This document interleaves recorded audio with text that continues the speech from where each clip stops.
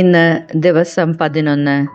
ഇന്ന് വായിക്കുന്ന വചനഭാഗങ്ങൾ ഉൽപ്പത്തി 22 23 അധ്യായങ്ങൾ, ജോബ് 11 12 അധ്യായങ്ങൾ, സുഭാഷിതങ്ങൾ അധ്യായം 2 വാക്യങ്ങൾ 9 മുതൽ 15 വരെ. ഉൽപ്പത്തി അധ്യായം 22. അബ്രാഹത്തിൻ്റെ ബലി. പിന്നീടൊരിക്കൽ ദൈവം അബ്രാഹത്തെ പരീക്ഷിച്ചു. അബ്രാഹം അവിടുന്ന് വിളിച്ചു, ഇതാ ഞാൻ. അവൻ വിളി കേട്ടു. നീ സ്നേഹിക്കുന്ന നിന്റെ ഏകമകൻ ഇസഹാക്കിനെയും കൂട്ടിക്കൊണ്ട് മോറിയ ദേശത്തേക്ക് പോവുക. അവിടെ ഞാൻ കാണിച്ചു തരുന്ന മലമുകളിൽ നീ അവനെ എനിക്ക് ഒരു ദഹനബലിയായി അർപ്പിക്കണം. അബ്രാഹം അതിരാവിലെ എഴുന്നേറ്റ് കഴുതയ്ക്ക് ജീനിയിട്ട് 2 വേലക്കാരെയും മകൻ ഇസഹാക്കിനെയും കൂട്ടി ബലിക്ക് വേണ്ട വിറകും കീറിയെടുത്ത് ദൈവം പറഞ്ഞ സ്ഥലത്തേക്ക് പുറപ്പെട്ടു.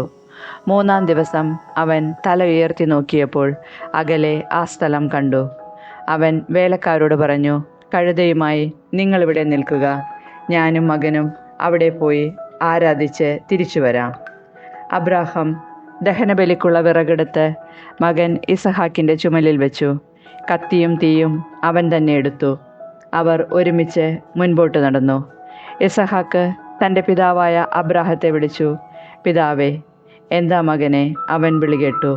ഇസഹാക്ക് പറഞ്ഞു, തീയും വിറകുമുണ്ടല്ലോ, എന്നാൽ ദഹനബലിക്കുള്ള കുഞ്ഞാടെവിടെ? അവൻ മറുപടി പറഞ്ഞു, ബലിക്കുള്ള കുഞ്ഞാടിനെ ദൈവം തന്നെ തരും. അവരൊന്നിച്ച് മുന്നോട്ട് പോയി. ദൈവം പറഞ്ഞ സ്ഥലത്തെത്തിയപ്പോൾ അബ്രാഹം അവിടെ ഒരു ബലിപീഠം പണിതു. വിറകടുക്കി വെച്ചിട്ട് ഇസഹാക്കിനെ ബന്ധിച്ച് വിറകിന് മീതെ കിടത്തി. മകനെ ബലി കഴിക്കാൻ അബ്രാഹം കത്തി കയ്യിലെടുത്തു. തൽക്ഷണം കർത്താവിൻ്റെ ദൂതൻ ആകാശത്ത് നിന്ന് അബ്രാഹം അബ്രാഹം എന്ന് വിളിച്ചു. ഇതാ ഞാൻ. അവൻ വിളി കേട്ടു. കുട്ടിയുടെ മേൽ കൈവയ്ക്കരുത്, അവനെ ഒന്നും ചെയ്യരുത്. നീ ദൈവത്തെ ഭയപ്പെടുന്നുവെന്ന് എനിക്കിപ്പോൾ ഉറപ്പായി. കാരണം നിന്റെ ഏകപുത്രനെ എനിക്ക് തരാൻ നീ മടി കാണിച്ചില്ല. അബ്രാഹം തലപൊക്കി നോക്കിയപ്പോൾ തൻ്റെ പിന്നിൽ മുൾച്ചെടികളിൽ കൊമ്പുടക്കി കിടക്കുന്ന ഒരു മുട്ടാടിനെ കണ്ടു. അവൻ അതിനെ മകന് പകരം ദഹനബലി അർപ്പിച്ചു. അബ്രാഹം ആ സ്ഥലത്തിന് യാഹ്വേയിരെ എന്ന് പേരിട്ടു. കർത്താവിൻ്റെ മലയിൽ അവിടുന്ന് വേണ്ടത് പ്രദാനം ചെയ്യുന്നുവെന്ന് ഇന്ന് വരെയും പറയപ്പെടുന്നു. കർത്താവിൻ്റെ ദൂതൻ ആകാശത്തു നിന്ന് വീണ്ടും അബ്രാഹത്തെ വിളിച്ചു പറഞ്ഞു, കർത്താവ് അരുളി ചെയ്യുന്നു, നീ നിന്റെ ഏകപുത്രനെ പോലും എനിക്ക് തരാൻ മടിക്കായിക കൊണ്ട് ഞാൻ ശപഥം ചെയ്യുന്നു, ഞാൻ നിന്നെ സമൃദ്ധമായി അനുഗ്രഹിക്കും. നിന്റെ സന്തതികളെ ആകാശത്തിലെ നക്ഷത്രങ്ങൾ പോലെയും കടൽ തീരത്തിലെ മണൽത്തരി പോലെയും ഞാൻ വർദ്ധിപ്പിക്കും. ശത്രുവിൻ്റെ നഗരകവാടങ്ങൾ അവർ പിടിച്ചെടുക്കും. നീ എൻ്റെ വാക്കനുസരിച്ചതുകൊണ്ട് നിന്റെ സന്തതിയിലൂടെ ലോകത്തിലെ ജനതകളെല്ലാം അനുഗ്രഹിക്കപ്പെടും. അബ്രാഹം എഴുന്നേറ്റ് തൻ്റെ വേലക്കാരുടെ അടുത്തേക്ക് ചെന്നു. അവരൊന്നിച്ച് ബേർഷേബായിലേക്ക് തിരിച്ചുപോയി. അബ്രാഹം ബേർഷേബായിൽ പാർത്തു. തൻ്റെ സഹോദരനായ നാഹോറിന് മിൽക്കായിൽ മക്കളുണ്ടായ വിവരം അബ്രാഹാം അറിഞ്ഞു. അവർ മൂത്തവനായ ഊസ്, അവൻ്റെ സഹോദരൻ ബൂസ്, ആരാമിൻ്റെ പിതാവായ കെമുവേൽ, കേസദ്, ഹാസോ, പിൽഷാദ്, ഇദ്ലാഫ്, ബെത്തുവേൽ എന്നിവരായിരുന്നു. ബെത്തുവേൽ റെബേക്കായുടെ പിതാവായിരുന്നു. അബ്രാഹത്തിൻ്റെ സഹോദരനായ നാഹോറിന് മിൽക്കായിലുണ്ടായവരാണ് ഈ 8 പേരും. അതിനു പുറമെ അവൻ്റെ ഉപനാരിയായ റവുമായിൽ നിന്ന് തേബഹ്, ഗഹം, തഹഷ്, മക്കാഹ് എന്നീ മക്കൾ ജനിച്ചു. ഉൽപ്പത്തി അധ്യായം 23. സാറായുടെ മരണം. സാറായുടെ ജീവിതകാലം 127 വർഷമായിരുന്നു. കാനാനിലുള്ള ഹെബ്രോൺ എന്നറിയപ്പെടുന്ന കിരിയാത്ത് അർബായിൽ വെച്ച് അവൾ മരിച്ചു. അബ്രാഹം സാറായെപ്പറ്റി വിലപിച്ചു. മരിച്ചവളുടെ അടുക്കൽ നിന്ന് എഴുന്നേറ്റ് ചെന്ന് അവൻ ഹിത്യരോട് പറഞ്ഞു, ഞാൻ നിങ്ങളുടെ ഇടയിൽ വന്ന് പാർക്കുന്ന ഒരു വിദേശിയാണ്. മരിച്ചവളെ സംസ്കരിക്കാൻ എനിക്കൊരു ശ്മശാന സ്ഥലം തരിക. ഹിത്യർ അവനോട് പറഞ്ഞു, പ്രഭോ, കേട്ടാലും. അങ്ങ് ഞങ്ങളുടെ ഇടയിലെ ശക്തനായ പ്രഭുവാണ്. മരിച്ചവളെ ഞങ്ങളുടെ ഏറ്റവും നല്ല കല്ലറയിൽ അടക്കുക. ഞങ്ങളാരും ഞങ്ങളുടെ കല്ലറ അങ്ങേക്ക് നിഷേധിക്കില്ല. മരിച്ചവളെ അടക്കാൻ തടസ്സം നിൽക്കുകയുമില്ല. അബ്രാഹം എഴുന്നേറ്റ് നാട്ടുകാരായ ഹിത്യരെ വണങ്ങി. അവൻ അവരോട് പറഞ്ഞു, ഞാൻ മരിച്ചവളെ ഇവിടെ സംസ്കരിക്കുന്നത് നിങ്ങൾക്ക് സമ്മതമാണെങ്കിൽ സോഹാറിൻ്റെ പുത്രനായ എഫ്രോണിനോട് എനിക്ക് വേണ്ടി മാധ്യസ്ഥം പറയുക. അവൻ മക്പെലായിൽ തൻ്റെ വയലിൻ്റെ അതിർത്തിയിലുള്ള ഗുഹ അതിൻ്റെ മുഴുവൻ വിലയ്ക്ക് എനിക്ക് തരട്ടെ. ശ്മശാനമായി ഉപയോഗിക്കാൻ അതിൻ്റെ കൈവശാവകാശം നിങ്ങളുടെ മുൻപിൽ വച്ച് അവൻ എനിക്ക് നൽകട്ടെ. എഫ്രോൺ ഹിത്യരുടെ ഇടയിൽ ഇരിപ്പുണ്ടായിരുന്നു.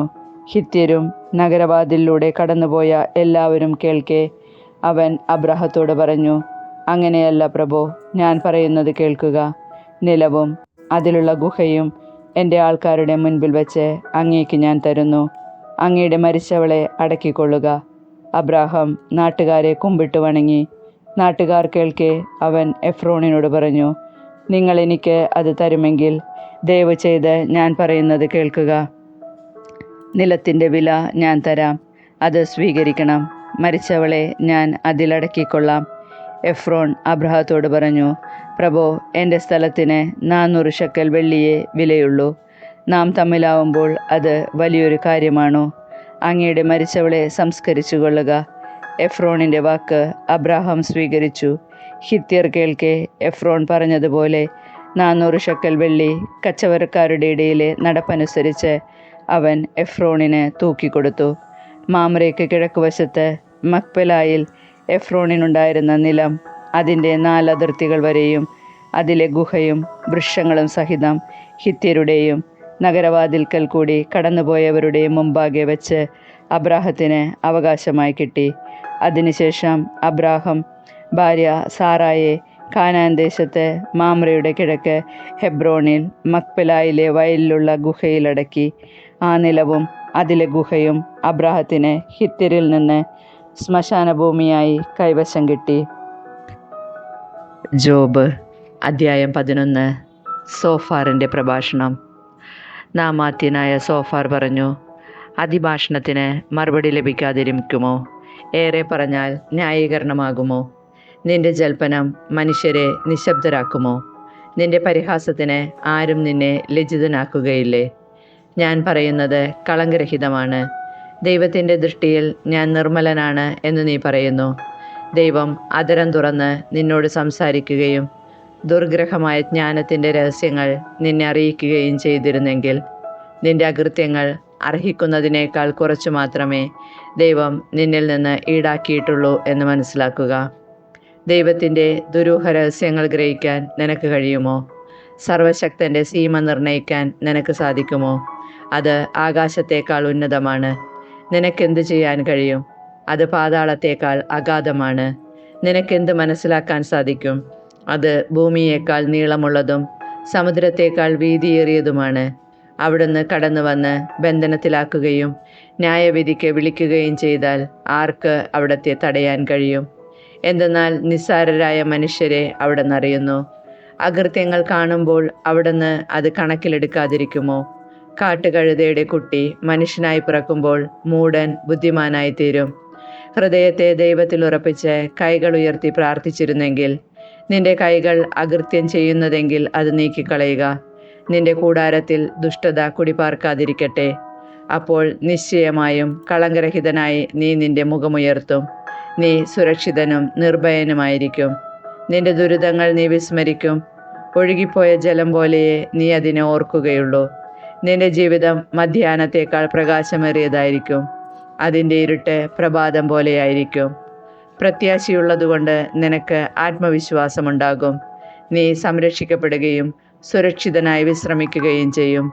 വിശ്രമിക്കുന്ന നിന്നെ ആരും ഭയപ്പെടുത്തുകയില്ല. അനേകർ നിന്റെ പ്രസാദം യാചിക്കും. ദുഷ്ടരുടെ കണ്ണുകൾ നിഷ്പ്രഭമാകും. രക്ഷാമാർഗങ്ങൾ അവർക്ക് ലഭിക്കുകയില്ല.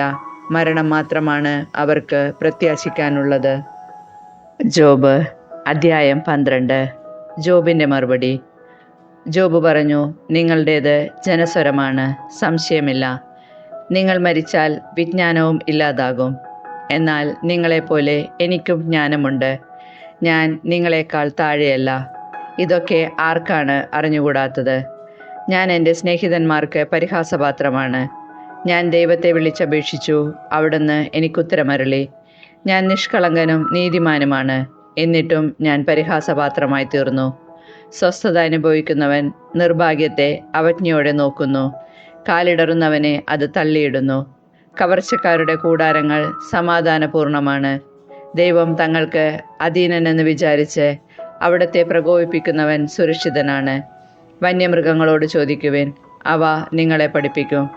ആകാശപ്പറവകളോട് ചോദിക്കുവിൻ, അവ നിങ്ങൾക്ക് പറഞ്ഞു തരും. ഭൂമിയിലെ സസ്യങ്ങളോട് ചോദിക്കുവിൻ, അവ നിങ്ങളെ ഉപദേശിക്കും. ആഴിയിലെ മത്സ്യങ്ങളും നിങ്ങളോട് പ്രഖ്യാപിക്കും. കർത്താവിൻ്റെ കരങ്ങളാണ് ഇവയെല്ലാം പ്രവർത്തിച്ചതെന്ന് അവയിൽ ഏതിനാണ് അറിഞ്ഞുകൂടാത്തത്? മാനവരാശിയുടെ ജീവശ്വാസവും സകല ജീവജാലങ്ങളുടെയും പ്രാണനും അവിടുത്തെ കരങ്ങളിലാണ്. നാവ് ഭക്ഷണത്തിൻ്റെ സ്വാദ് പരിശോധിക്കുന്നത് പോലെ ചെവി വാക്കുകളെ പരിശോധിക്കുകയില്ലേ? വൃദ്ധലിലാണ് വിജ്ഞാനം, വയോധികനാലാണ് വിവേകം. വിജ്ഞാനവും ശക്തിയും ദൈവത്തോടു കൂടെയാണ്. അവിടത്തേക്ക് ആലോചനയും വിവേകവുമുണ്ട്. അവിടുന്ന് നശിപ്പിച്ചാൽ ആർക്കും പുനരുദ്ധരിക്കാൻ കഴിയുകയില്ല. അവിടുന്ന് ബന്ധിച്ചാൽ ആർക്കും മോചിപ്പിക്കാൻ കഴിയുകയില്ല. അവിടുന്ന് ജലത്തെ തടഞ്ഞു നിർത്തിയാൽ അത് വറ്റിപ്പോകുന്നു. അവിടുന്ന് അവയെ തുറന്നുവിടുമ്പോൾ അവ ഭൂമിയെ മൂടിക്കളയുന്നു. ശക്തിയും ജ്ഞാനവും അവിടത്തോടു കൂടെയാണ്. വഞ്ചിതനും വഞ്ചകനും അവിടത്തേക്ക് അധീനർ. അവിടുന്ന് ഉപദേഷ്ടാക്കളുടെ ജ്ഞാനം ഉരിഞ്ഞുകളയുന്നു. ന്യായാധിപന്മാരെ ഭോഷന്മാരാക്കുന്നു. രാജാക്കന്മാരുടെ അരപ്പട്ട അവിടുന്ന് അഴിക്കുകയും അവരെ കച്ചിയൊടിപ്പിക്കുകയും ചെയ്യുന്നു. അവിടുന്ന് പുരോഹിതന്മാരുടെ അങ്കി ഉരിഞ്ഞുകളയുന്നു, ശക്തരെ മറിച്ചിടുന്നു. അവിടുന്ന് വിദഗ്ധരായ ഉപദേഷ്ടാക്കളെ മൂകരാക്കുന്നു. അവിടുന്ന് വൃദ്ധരുടെ വിവേകം എടുത്തുകളയുന്നു. അവിടുന്ന് പ്രഭുക്കളുടെ മേൽ നിന്ന ചൊരിയുകയും ശക്തരുടെ അരപ്പട്ട അയക്കുകയും ചെയ്യുന്നു. അന്ധകാരത്തിലാണ്ട ആഴങ്ങളെ അവിടുന്ന് അനാവരണം ചെയ്യുന്നു. സാന്ദ്രമായ തമസിനെ പ്രകാശത്തിലേക്ക് നയിക്കുന്നു. അവിടുന്ന് രാജ്യങ്ങളെ ബലപ്പെടുത്തുകയും നശിപ്പിക്കുകയും ചെയ്യുന്നു. അവിടുന്ന് അവയെ വിസ്തൃതമാക്കുകയും ഉപേക്ഷിക്കുകയും ചെയ്യുന്നു. അവിടുന്ന് ജനപ്രമാണികളുടെ വിവേകം എടുത്തുകളയുകയും വഴിയില്ലാത്ത വിജനതയിൽ അലയാൻ അവർക്ക് ഇടവരുത്തുകയും ചെയ്യുന്നു. അവർ വെളിച്ചമില്ലാത്ത ഇരുട്ടിൽ തപ്പിത്തടയുന്നു. ഉന്മത്തനെ പോലെ കാലുറയ്ക്കാതെ നടക്കാൻ അവർക്ക് ഇടയാക്കുന്നു. സുഭാഷിതങ്ങൾ അധ്യായം 2, 9 മുതൽ 15 വരെ വാക്യങ്ങൾ. അപ്പോൾ നീ നീതിയും ന്യായവും ധർമ്മവും എല്ലാ നല്ല വഴികളും ഗ്രഹിക്കും. ജ്ഞാനം നിന്റെ ഹൃദയത്തിൽ നിറയുകയും അറിവ് ആത്മാവിനെ ആഹ്ലാദിപ്പിക്കുകയും ചെയ്യും. വിവേചനാശക്തി നിന്നെ കാത്തുകൊള്ളുകയും അറിവ് നിന്നെ സംരക്ഷിക്കുകയും ചെയ്യും. ദുർമാർഗത്തിൽ നിന്നും ദുർഭാഷികളിൽ നിന്നും അത് നിന്നെ മോചിപ്പിക്കും. അവരാകട്ടെ ഇരുളിൻ്റെ വഴികളിൽ ചരിക്കാൻ സത്യസന്ധതയുടെ മാർഗങ്ങൾ ഉപേക്ഷിക്കുന്നു. അവർ തിന്മ ചെയ്യുന്നതിൽ സന്തോഷിക്കുകയും അതിൻ്റെ വൈകൃതത്തിൽ ആഹ്ലാദിക്കുകയും ചെയ്യുന്നു. അവരുടെ വഴികൾ കുടിലമാണ്. അവർ നേർവഴി വിട്ട് നടക്കുന്നു.